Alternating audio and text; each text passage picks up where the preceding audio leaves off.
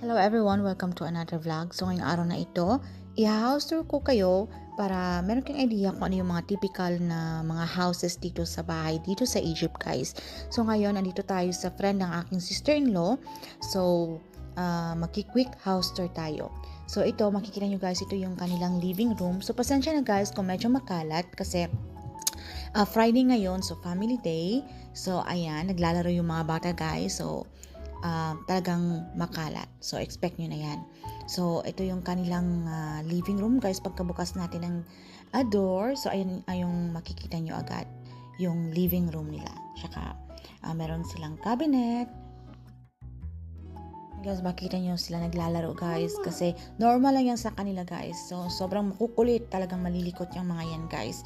So, next naman dito, okay, meron tayong makikitang kanilang dining table guys. Actually guys, kakalipat lang nila dito. So, I think magto 2 weeks na sila. So, ayan. Meron silang table. Then, dito meron silang glass cabinet. Okay, na parador. So, dito naman meron silang yung curtain nila. So, very Arabic yung theme talaga nila. So, ganito yung mostly yung mga Egyptian houses guys. So, ayan. So, dito naman guys, may pa-hallway sila. So, ayan. Tingnan natin yung first door. So, itong first door is, bathroom nila guys. So, ayan. So, quick, ano lang yan guys. Huwag na natin halongkatin masyado. So, ayan. So, dito naman guys, I think, ito yung room, first room nila. So, tingnan natin. So, empty siya guys. So, dito parang wala lang. So, parang, ayan, yung mga toys ng mga bata, kung dito mga playroom. So, ayan. Meron silang table, meron silang chairs ng mga bata, meron silang dito nilagay nila yung fridge nila guys. So ayan, parang storage room na rin guys.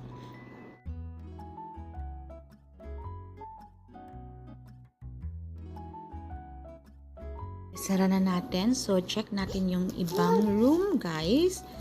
So tingnan nyo guys, ang kalat. Sorry, kasi talagang napaka-random, ano lang talaga to, quick tour. So, ito yung kitchen nila guys. So, ayan.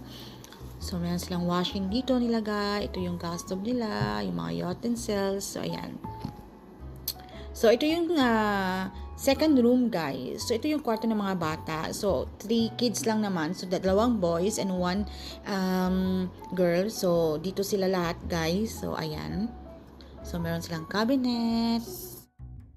So, ayan yung itsura ng cabinet nila guys. So, actually, alam nyo ba dito sa Egypt guys, pag bibili ka ng bed, package na siya guys, kasama na yung cabinet, tsaka ayan yung kanilang bed frame, ayan. So, magka-match-match yan, matchy-matchy talaga yan.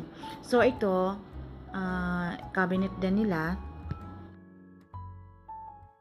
2 bed, since maliliit pa lang naman sila guys. So, dito muna sila sa isang room. So, ito si Tamara guys, tsaka si Talia. So, ito si Tamara guys, ito yung nakatira dito. Okay, then itong 2 girls is yung aking mga anak na aking sister-in-law guys. So, ito naman dito guys, ito yung bed nung mag-asawa. So, check natin na madali ang checking lang guys. Dahil nahiya din ako. So, dito sa isang last room, meron silang toilet din. So, ayan. So, naglalaro sila dito, guys. So, tinakpan ko si mother-in-law, guys, kasi nakahiga siya dyan. So, ayun yung makita sa camera. So, ito si Talia, guys, naglalaro-laro sila.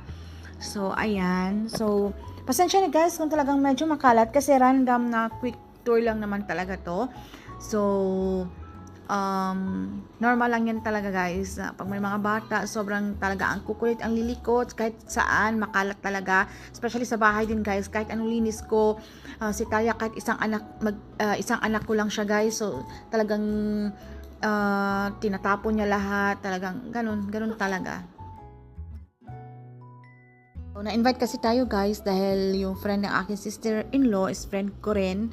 Friend ko na rin dahil nga sa mga bata, dahil si Talia mahilig din sa mga bata guys. So ayan, kasundo niya si Tamara, yung isang anak na babae ng friend ng aking sister-in-law, which is si Amal. So ayan guys, hindi naman ako maraming kaibigan dito sa Egypt guys. So talagang iilan lang guys, mostly yung mga friend din ng aking sister-in-law. So ayan, yung Mga Egyptian guys, mababait naman. Meron ding mga, syempre, hindi naman lahat magka pare-pareho. Pero kung talagang, alam mo yun, kung magkakilala kayo, so talagang ano sila guys, so mabait sila, so kind, at saka ganun din sila sa atin pag may mga bisita, so talagang very hospitable, alam mo yun. Ayan si Talia guys, tsaka si Yasim, naglalaro sila.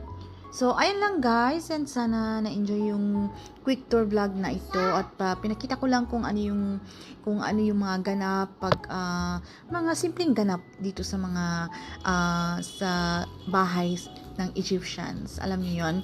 So, kung may balak kayo na halimbawa pupunta kayo ng Egypt or magstay na kayo for good dito or sa susunod kayo sa inyong mga husband.